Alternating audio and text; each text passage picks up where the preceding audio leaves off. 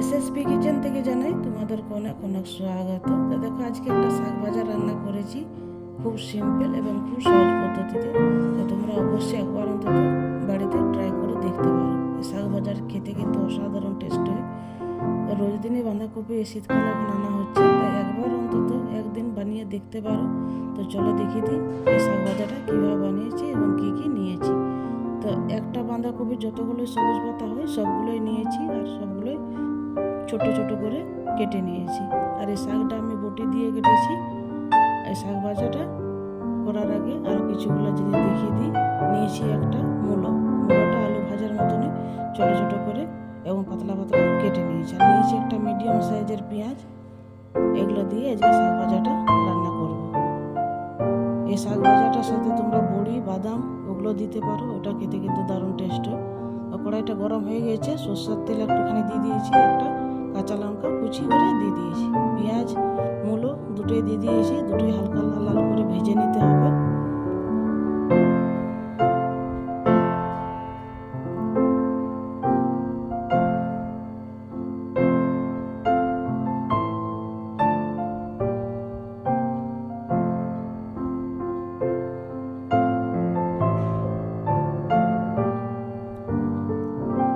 পেঁয়াজ ভাজা হয়ে গেছে, এবার দিয়ে দেবো শাকটা ভালো করে ধুয়ে জলটা ঝরিয়ে নিয়েছি।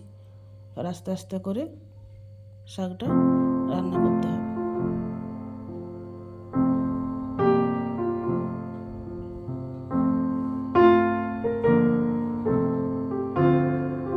সব কিছু ভালোভাবে মিশিয়ে নিয়েছি।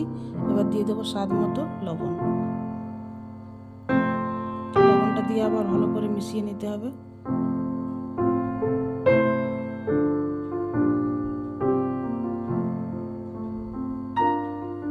সব মেশানো হয়ে গেছে। দিয়ে দেবো ছোলা, কিছুটা ছোলা ভিজানো ছিল, সেগুলোর থেকে একটুখানি দিয়ে দিলাম।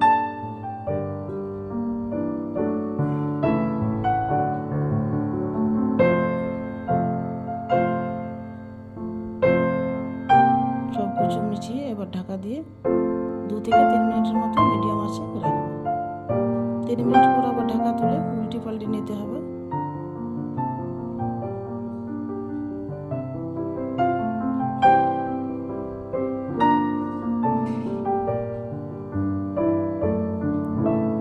শাকটা ভাজা হয়ে গেছে, জল কিন্তু এক ফোঁটাও নেই।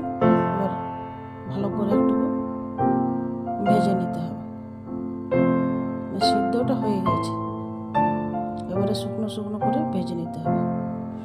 শাকটা ভাজা হয়ে গেছে, আর কালারটা কত সুন্দর লাগছে দেখতে, খেতে কিন্তু অসাধারণ টেস্ট। গ্যাসটা বন্ধ করে দিয়েছি। এবার একটা প্লেটের মধ্যে তুলে দেখিয়ে দিচ্ছি।